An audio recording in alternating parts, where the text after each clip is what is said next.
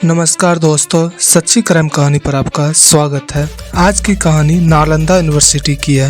Nalanda university पर 3 बार आक्रमण हुआ था, परंतु सबसे विनाशकारी हमला 1193 में हुआ था बख्तियार खिलजी द्वारा। नालंदा यूनिवर्सिटी को जलाकर नष्ट कर दिया गया। तो आइए जानते हैं कैसे नालंदा यूनिवर्सिटी का पतन हुआ और इसके पीछे का कारण क्या था। साथ ही कुछ महत्वपूर्ण तथ्य नालंदा यूनिवर्सिटी के बारे में जानेंगे। प्राचीन भारत में नालंदा विश्वविद्यालय उच्च शिक्षा का सर्वाधिक महत्वपूर्ण और विश्वविख्यात केंद्र था। यह दुनिया का सबसे पुराने विश्वविद्यालय में से एक था।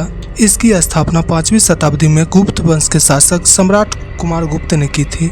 यह विश्वविद्यालय पटना से लगभग 88 किलोमीटर और राजगीर से 11.5 किलोमीटर उत्तर में एक गाँव के पास स्थित है। महायान बौद्ध धर्म के इस विश्वविद्यालय में हिंदू बौद्ध धर्म के साथ अन्य धर्मों की शिक्षा दी जाती थी और अनेक देशों के छात्र पढ़ने आते थे। चीनी यात्री ह्वेनसांग ने लगभग यहाँ साल भर शिक्षा ली थी। यह विश्वविद्यालय पूर्णतः आवासीय विश्वविद्यालय था और उस समय तकरीबन 10,000 विद्यार्थी और लगभग 1500 अध्यापक थे। इसमें शिक्षा ग्रहण करने के लिए विद्यार्थी भारत के विभिन्न क्षेत्रों से ही नहीं बल्कि कोरिया, जापान, चीन, तिब्बत, इंडोनेशिया और तुर्की से भी आते थे। नालंदा यूनिवर्सिटी को आक्रमणकारियों ने 3 बार नष्ट किया था, लेकिन केवल 2 बार इसका पुनर्निर्मित किया गया। पहला विनाश स्कंदगुप्त के शासनकाल मिहिर कुल के तहत हून के कारण हुआ था, लेकिन स्कंदगुप्त के उत्तराधिकारियों ने पुस्तकालय की मरम्मत करवाई। दूसरा विनाश 7वीं शताब्दी की शुरुआत में गौदास ने किया था। इस बार बौद्ध राजा हर्षवर्धन ने विश्वविद्यालय की मरम्मत करवाई थी।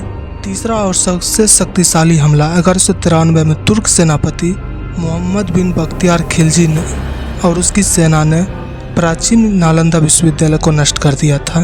ऐसा माना जाता है कि धर्मग्रंथों के जलने के कारण भारत के एक बड़े धर्म के रूप में उभरते हुए बौद्ध धर्म को सैकड़ों वर्षों तक झटका लगा था और तब से लेकर अब तक यह पूर्ण रूप से इन घटनाओं से नहीं उभर सका है।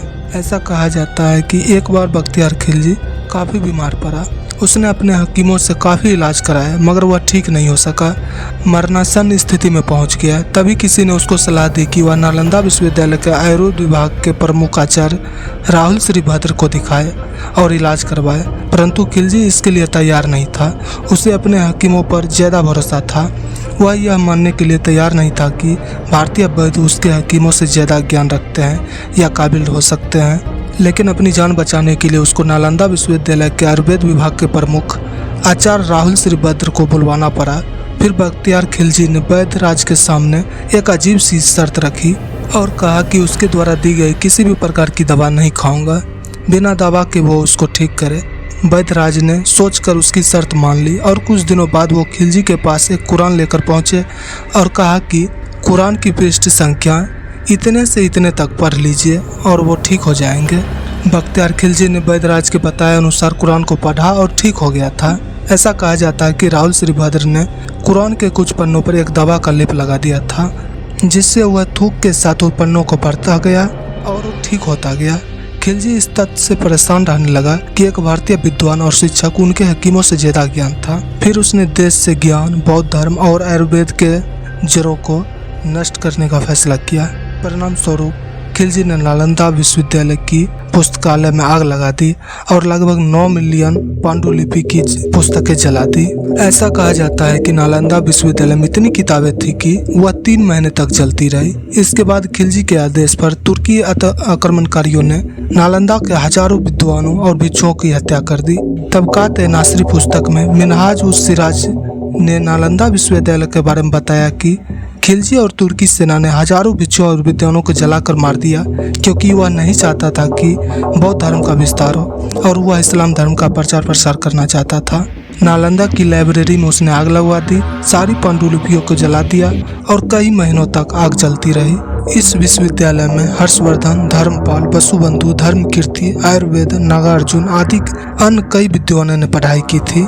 उस समय यहाँ literature, astrology, psychology, astronomy, science, warfare, इतिहास, मैथ, आर्किटेक्चर, भाषा विज्ञान, इकोनॉमिक, मेडिसिन आदि विषयों की पढ़ाई होती थी।